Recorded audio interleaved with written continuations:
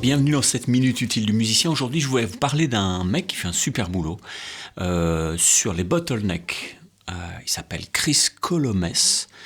Je vous mets le contact dans la description.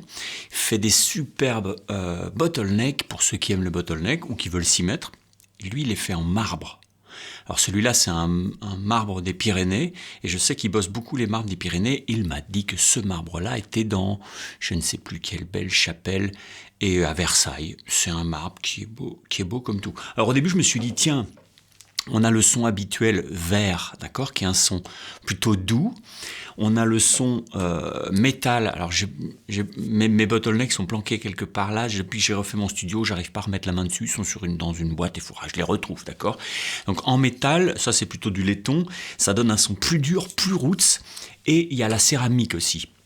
La céramique, généralement, ça a un peu un son un peu intermédiaire. Eh ben, au début, je me suis dit, ça se trouve, ça va sonner comme de la céramique. Mais en fait, je trouve que, pour moi, ça sonne encore plus doux que le métal, que le verre. C'est-à-dire que ça donne vraiment une espèce de contrôle vachement beau, avec un beau timbre, etc. Et bizarrement, sur une acoustique, ça envoie quand même bien. Je trouve que c'est un bon compromis et c'est vachement agréable parce que dedans, c'est pas, poli. Et donc, on a un contact avec la pierre qui est vachement charnel, quoi. C'est classe.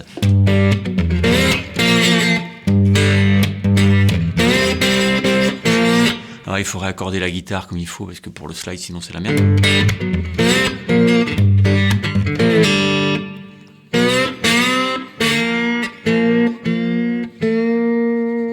Si t'attaques, ça répond bien, il y a une bonne, une bonne consistance. Moi, j'y connais rien en matériaux, je suis pas un physicien, mais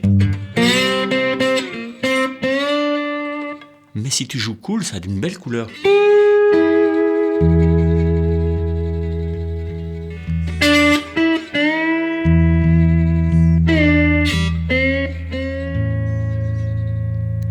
Tu as vraiment un beau contrôle, d'accord ? Okay.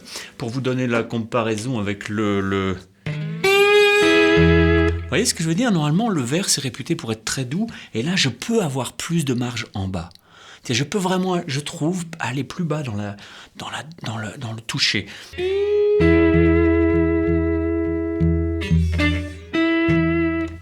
Là. Alors, je vous parle pas de ça. Alors lui, j'ai un problème, c'est qu'en fait, j'aimais bien ce truc-là, parce qu'en fait, tu le mets, tu le retournes et tu peux jouer.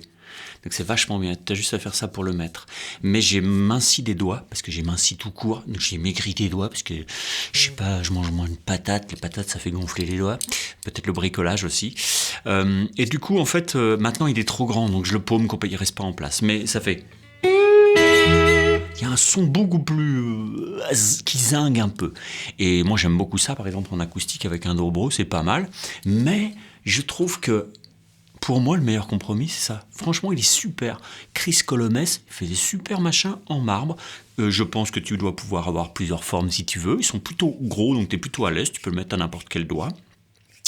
Il y a aussi cette fameuse petite encoche qu'on trouve sur pas mal de bottlenecks ici. Je ne sais pas si on le voit. Mais c'est-à-dire que... Là, ici, il y a une espèce de pan incliné qui fait que quand tu le mets comme ça, t'as pas du mal à plier ton doigt. Et aussi, tu peux aussi le porter un peu comme ça, comme font certains, d'accord ?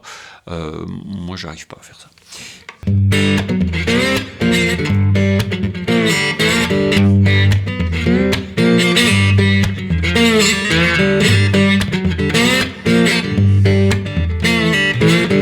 Faut que je m'habitue un petit peu à la grosseur, parce que du coup, j'ai pas l'habitude. Donc du coup, comme il est plus épais, j'ai pas mes repères, j'ai pas mes réglages, ok. Là, la guitare, elle est vraiment accordée normalement, donc du coup, c'est pas trop, c'est pas ce qu'il faut faire, on peut jouer comme ça, mais il y a des trucs plus faciles pour la slide, d'accord. Si on regarde juste pour le son sur une acoustique, allez, viens par là, toi. Donc le petit problème avec ce dobro, c'est quand même qu'il a été 15 000 fois dans le désert, tout ça là, il a joué sous la pluie, il a les cordes complètement dérouillées, enfin plutôt rouillées. Donc du coup, il y a une espèce de petite pellicule dessus qui fait un son vraiment rugueux avec la slide, d'accord ? Mais si tu fais...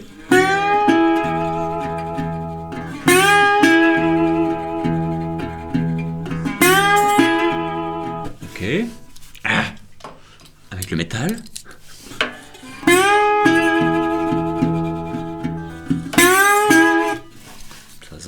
plus.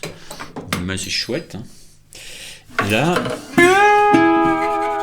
bah, j'aime bien ce truc-là. Je le trouve avec une belle... Il n'y a rien qui me... Ouais, ça dépend aussi de la tessiture dans laquelle on joue, ok. Mais franchement, vous devriez essayer. Chris Colomès, avec du marbre des Pyrénées. Je ne sais pas où il est lui, mais vous allez pouvoir le trouver, je suppose. Bah écoutez, je voulais parler de ça parce que je trouve que c'est un bel objet. C'est un bel objet pour les guitaristes. Allez, en avant, on va voir le truc de Chris Colomès et on lui achète des trucs comme ça parce que bah, ça change un petit peu de ce qu'on a d'habitude. Puis en marbre, c'est quand même la classe. Il se fait chier quand même pour faire ça. Je sais pas avec quoi il fait ça. Hein. C'est avec de la dynamite, peut-être, ou avec des petites limes. En tout cas, c'est vachement bien fait. C'est un très très bel objet.